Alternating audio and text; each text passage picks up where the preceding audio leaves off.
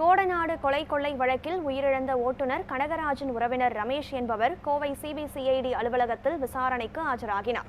இதுகுறித்த கூடுதல் தகவல்களை நமது செய்தியாளர் மாரியப்பன் வழங்க கேட்கலாம். வணக்கம் மாரியப்பன், இதுகுறித்த முழு விவரம் என்ன, பதிவு செய்யுங்கள். நிச்சயமாக கனகதாரா, நீலகிரி மாவட்டம் கொடநாடு எஸ்டேட்டில் கடந்த 2017ஆம் ஆண்டு நடந்த கொள்ளை வழக்கு தொடர்பாக சிபிசிஐடி போலீசார் விசாரணை மேற்கொண்டு வருகிறார்கள்.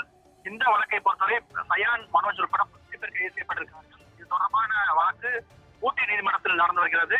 இதற்கிடையில் விபத்தில் உயிரிழந்த கார் ஓட்டுநரான கனகராஜின் தம்பி தனபாலிடம் விசாரணை நடத்தப்பட்டது.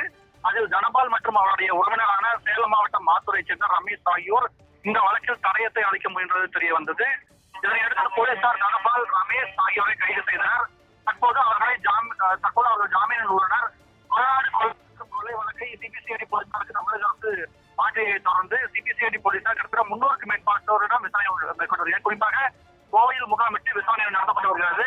இந்த நிலையில் விபத்தில் உயிரிழந்த கார் ஓட்டுநர் கனகராஜின் தம்பி தனபாலின் உறவினர் ஆத்தூரைச் சேர்ந்த ரமேஷிடம் இன்று சிபிசிஐடி போலீசார் ஆஜராக வேண்டுமென சம்மன் அனுப்பியதனர். இந்த நிலையில் தற்போது ஆஜராகிய ரமேஷ் கோவை சிபிசிஐடி அலுவலகத்தில் ஆஜராகி இருக்கிறார். இந்த சம்பவத்தில் நடத்தப்பட்ட விசாரணையில் சில சந்தேகம் ஏற்பட்டிருப்பதாகவும் அது தொடர்பாக ரமேஷிடம் விசாரணை நடத்த வேண்டும் எனவும், எனவே அவரை இன்று விசாரணைக்கு ஆஜராக சம்மன் அனுப்பியிருந்ததாகவும் சிபிசிஐடி வட்டாரங்கள் தெரிவிக்கின்றன. தற்போது சிபிசிஐடி அலுவலகத்தில் ரமேஷ் ஆஜராகக்கூடிய சூழ்நிலையில் தற்போது அவரிடம் விசாரணைகள் நடத்தப்பட்டு வருகிறது. விவரங்களை வழங்கியமைக்கு நன்றி மாரியப்பன்.